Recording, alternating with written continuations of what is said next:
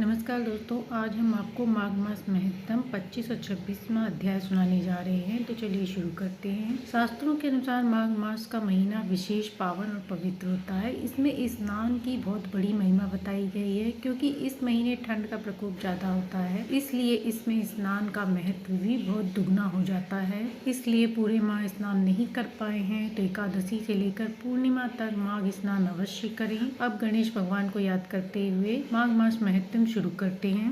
पान फूल मोदक चढ़े, लड्डू मेवा थाल, सद्गुरु हमको दीजिए, हे शिव जी के लाल।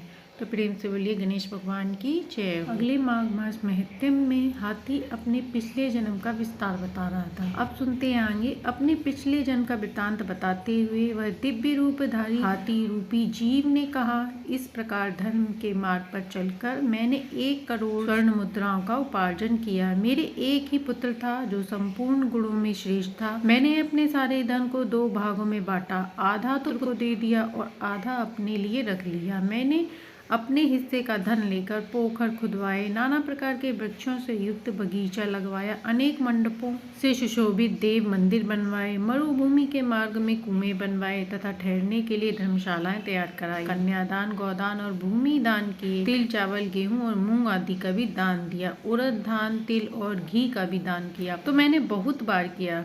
तदंतर रस के चमत्कारों का वर्णन करने वाला कोई कपालिक मेरे पास आया और कौतूहल पैदा करके कुछ करामात दिखाकर उसने मुझसे अपने माया जाल में फंसाकर ठग लिया। उसकी करतूत देखकर उसके प्रति मेरा विश्वास बढ़ गया और चांदी, सोना आदि बनाने के नाम पर मेरा सारा धन बर्बाद हो गया। उस कपालिका ने मुझे भ्रम में डालकर बहुत दिनों तक भटकाया। इसके लिए धन देकर मैं दरिद्र हो गया। माघ का महीना आया और मैंने 10 दिनों तक सूर्योदय के समय महानदी में स्नान किया, किंतु बुढ़ापे के कारण इससे अधिक समय तक मैं स्नान का नियम चलाने में असमर्थ रहा। इसी बीच में मेरा पुत्र तदंतर में चला गया। घोड़े मर गए, खेती नष्ट हो गई और बेटे ने वेश्या रख ली। फिर भी भाई बंधु यह सोचकर कि यह बेचारा बुढ़ापा धर्मात्मा और पुण्यवान है, धर्म के ही उद्देश्य में मुझे कुछ सूखा अन्न और भात दे दिया करते थे। अब मैं अपना धर्म बेचकर कुटुंब का पालन पोषण करने लगा। केवल माघ स्नान के फल को नहीं बेच सका। एक दिन जिभ्या के स्वाद के कारण दूसरे के घर पर खूब गले तक ठूसकर मिठाई खा ली। इससे मुझे अजित रोग हो गया। अजित से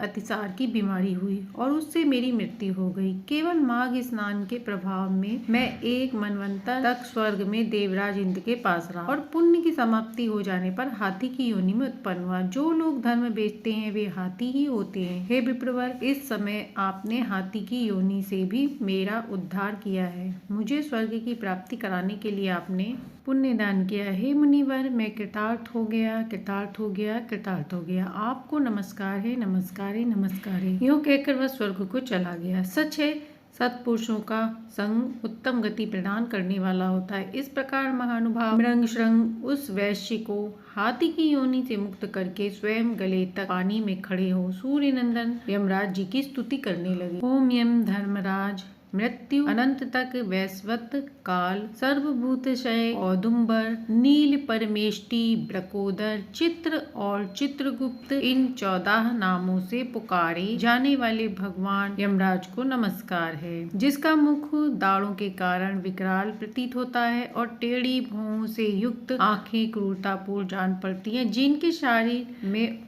ऊपर की ओर उठे हुए बड़े बड़े रोम हैं तथा ओठ भी बहुत लंबे दिखाई देते हैं। ऐसे आप यमराज को नमस्कार। आपकी अनेक भुजाएं हैं, अनंत नख हैं तथा कजलगिरी के समान काला शरीर और भयंकर रूप है। आपको नमस्कार है। भगवान, आपका वेग बड़ा भयानक है। आप पापियों को भय देते हैं। बहुत बड़ा भैंसा आपका वाहन है। आपके नेत्र दहकते हुए अंगारों के समान जान पड़ते हैं। आप महान हैं। मेरु पर्वत के समान आपका विशाल रूप है। आप लाल माला और वस्त्र धारण करते हैं। आपको नमस्कार है। कल्पांतर के मेघों के भांति जिनकी गंभीर गर्जना और प्रलयकालीन वायु के समान प्रचंड वेग है, जो समुद्र को भी पी जाते हैं, संपूर्ण जगत को ग्रास बना लेते हैं, पर्वतों को भी चबा जाते हैं और मुख से आग उगलते हैं, उन भगवान यमराज को मैं नमस्कार करता हूँ। भगवान अत्यंत घोर और अग्नि के समान तेजस्वी, काल रूप, मृत्यु तथा बहुत से रोग आपके पास सेवा में उपस्थित रहते हैं, मैं आपको नमस्कार करता हूँ। आप साधुओं पर सदा स्नेह रखते हैं, वाणी से उनमें प्राणों का संचार करते हैं, वचनों से संतोष देते हैं और गुणों से उन्हें सर्वस्व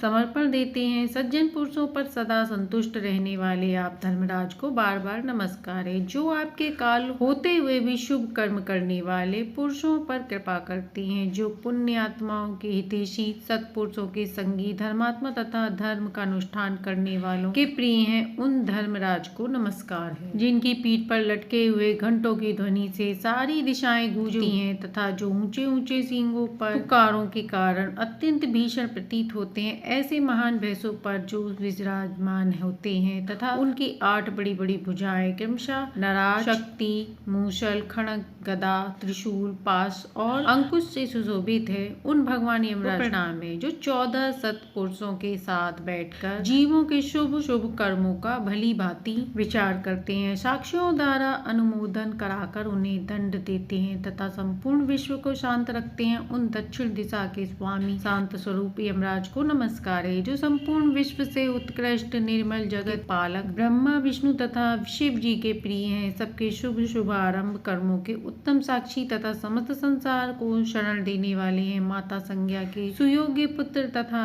यमुना के ज्येष्ठ भ्राता आप यमराज को मेरा नमस्कार है। इसके बाद वशिष्ठ जी कहते हैं, इस प्रकार स्तुति करके मृगशंग ने उदारता और करुणा के भंडार तथा दक्षिण दिशा के स्वामी भगवान यम का ध्यान करते हुए उन्हें साष्टांग प्रणाम किया। इससे भगवान यम को बड़ी प्रसन्नता हुई, वे महान तेजस्वी रूप धारण किए मुनि के सामने प्रकट हुए। उस समय उनका मुख कमल प्रसन्नता से खिल रहा था। यमराज ने कहा, हे मुनि, मैं तुम्हारे इस स्त्रोत से बहुत संतुष्ट हूँ और तुम्हें वर देना चाहता हूँ। तुम मुझसे मनवांछित वर मांगो, मैं तुम्हें अविष्ट वस्तु प्रदान करूंगा। उनकी बात सुनकर मुनीश्वर मृगशृंग उठकर खड़े हो गए। यमराज को सामने उपस्थित देखकर उन्होंने बड़ा विस्मय हुआ, उनके नेत्र प्रसन्नता से खिल उठे। उन्होंने हाथ जोड़कर कहा, हे भगवान, इन कन्याओं को प्राणदान दीजिए, मैं आपसे बारंबार यही याचना करता हूँ। यमराज जी ने कहा, तथा फिर धर्मराज जी ने अदृश्य रूप से उन ब्राह्मण कन्याओं को उनके शरीर में भेद दिया। सोकर उठी हों ऐसे वो सभी कन्याएं उठकर खड़ी हो गईं। अपनी बालिकाओं को सचेत होते देख माताओं को बड़ा हर्ष हुआ।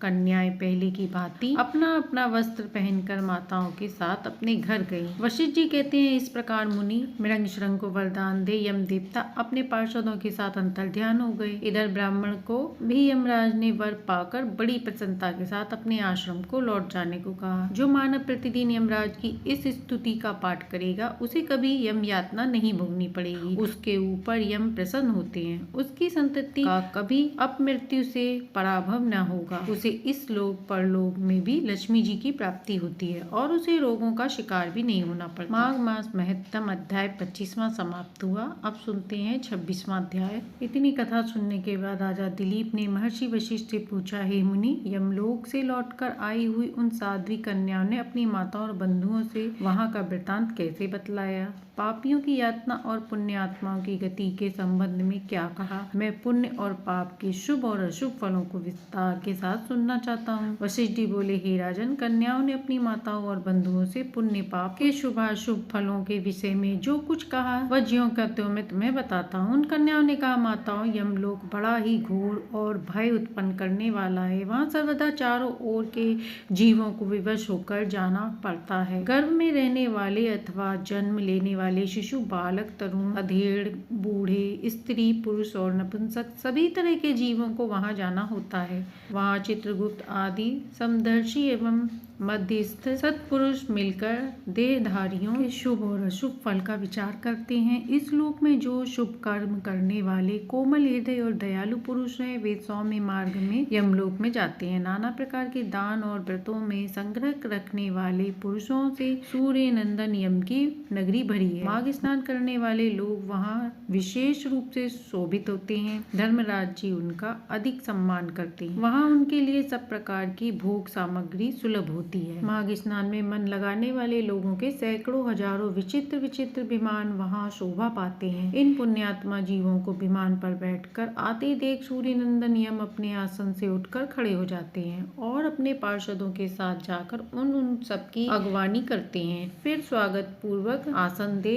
प्रिय वचनों से कहते हैं, आप लोग अपने आत्मा का कल्याण करने के लिए महात्मा हैं, अतएव धन्य है, क्योंकि आपने दिव्य सुख की प्राप्ति के लिए पुण्य का उपार्जन किया है। अतः आप इस विमान पर बैठकर स्वर्ग को जाइए। स्वर्गलोक की कहीं तुलना नहीं है, वह सब प्रकार के दिव्य शोभों से परिपूर्ण है। इस प्रकार उनकी अनुमति ले पुण्यात्मा पुरुष स्वर्गलोक में जाते हैं। माताओं तथा बंधुजन, अब हम वहाँ की पापी जीवों के कष्ट का वर्णन करते हैं। आप सब धर्म धैर्य धारण करके सुनो। जो क्रूरतापूर्ण कर्म करने वाले और दान न देने वाले पापी जीव हैं, वे यमराज के घर में अत्यंत भयंकर दक्षिण मार्ग से जाते हुए यमराज का नगर अनेक रूपों में स्थित है। उनका विस्तार चारों ओर से 86,000 योजन समझना चाहिए। पुण्य कर्म करने वाले पुरुषों को वह बहुत निकट सा जान पड़ता है, किंतु भयंकर मार्ग से जाने वाले पापी जीवों के लिए वह अत्यंत दूर है। वह मार्ग कहीं तो तीखे कांटों से भरा होता है और कहीं रेत और कंकड़ों से, कहीं पत्थर के टुकड़े बिछे हैं जिनका किनारा छुरों की धार के समान तीखा है। कहीं बहुत दूर तक कीचड़ है, कीचड़ भरी रहती है, कहीं घाता कंकुर उगे हैं और कहीं कहीं लोहे की सुई के समान नुकीले कुशों से सारा मार्ग ढका हुआ है। इतना ही नहीं, कहीं कहीं बीच रास्ते में वृक्षों से भरे हुए पर्वत होते हैं जो किनारे पर भारी जल प्रताप के कारण अत्यंत दुर्गम जान पड़ते हैं। कहीं रास्ते में दहकते हुए अंगारे बिछे हैं। ऐसे मार्ग से पापी जीवों को दुखित होकर जाना पड़ता है। कहीं ऊंचे नीचे गड्ढे, कहीं फिसला देने वाली चिकनी ढीले, कहीं खूब तापी हुई बालू और कहीं तीखी कीलों से वह मार्ग भरा है। कहीं अनेक शाखाओं से फैले हुए सैकड़ों वन, दुखदाई अंधकार जहाँ कोई सहारा न देने वाला रहता है। कहीं तपे हुए लोहे के कांटेदार वृक्ष,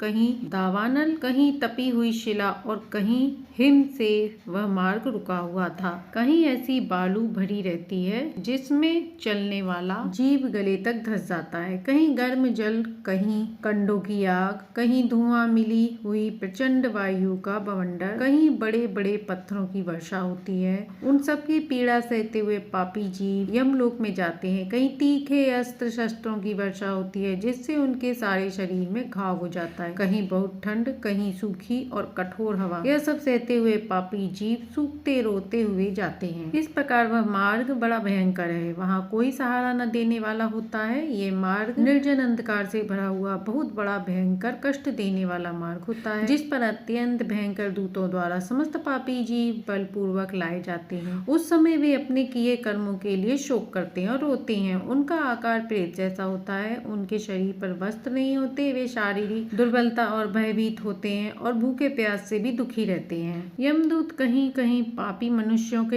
एक पैर में साकल बांध देते हैं, उन्हें घसीटते हुए खींचते हैं। कितनों की बाहें पीठ की ओर घुमाकर बांध दी जाती है और उनके हाथों में कील ठोक दी जाती है। किन्हीं के पैरों में जंजीर बांधी होती है। कुछ जीवों के गले में रस्सी बांधकर उन्हें पशुओं की भांति घसीटा जाता है। कितने जीवों की जिह्वा में रस्सी बांधकर उन्हें खींचा जाता है। यमदूत किन्हीं की नाक बांधकर खींचते हैं और किन्हीं के गाल तथा होठ छेद कर उनमें रस्सी डाल देते हैं और उन्हें उस रस्सी से खींचकर ले जाते हैं। किन्हीं को भालों से छेदा जाता है और कुछ बाणों से घायल किया जाता है। कुछ को लोहे के डंडों से पीट के वह चीखते चिल्लाते हुए इधर उधर भगाते हैं। इस प्रकार उन्हें विवश करके यमलोक में ले जाया जाता है। वे भूख प्यास से पीड़ित होकर अन्न और जल मांगते हैं। धूप से बचने के लिए छाया की प्रार्थना करते हैं और शीत से दुखी होकर तापने के लिए अग्नि मांगते हैं। इस प्रकार अत्यंत दुखमय मार्ग से चलकर जब वे प्रेत आत्मा को पहुंचाते हैं, तब यमदूत उन्हें यमराज के आगे उपस्थित करते हैं। उस समय वे पापी जीव यमराज को भयानक रूप में देखते हैं। वहाँ असंख्य भयानक यमदूत जो काजल के समान काले, महान, वीर और अत्यंत क्रूर होते हैं। इस प्रकार माघ मास महत्तम 25 और 26वां अध्याय समाप्त हुआ। इस प्रकार हमने इस अध्याय में जाना कि यमराज जी को कैसे प्रसन्न किया जाता है और अगले अध्याय में हमने जाना कि यमराज जी के पार्षद किस तरह लोगों को यमलोक ले जाते हैं। तो महत्तम अच्छा लगा हो तो लाइक एंड सब्सक्राइब करें।